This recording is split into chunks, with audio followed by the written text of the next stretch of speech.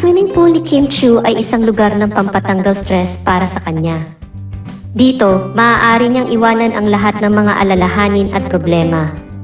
Dito siya tumatambay para mag-relax, magbasa, o magmuni-muni. Ang kanyang swimming pool ay isang malawak na lugar na pinalilibutan ng mga halaman at puno na nagbibigay buhay sa kanyang paligid. Sa kanyang mga libreng oras, maaring makita si Kim na naglalakad-lakad sa tabi ng kanyang pool, naghahanap ng inspirasyon at kapanatagan mula sa kalikasan. Isa itong lugar na nagpapahayag ng kanyang pagmamahal sa kalikasan at sa mga simpleng bagay na nagbibigay saya sa kanyang buhay.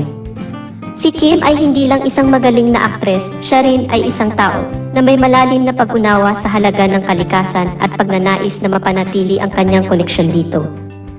Hindi may kakaila na ang pagmumuni-muni sa tabi ng pool ni Kim Chiu ay isang paraan ng self-care at self-reflection para sa kanya.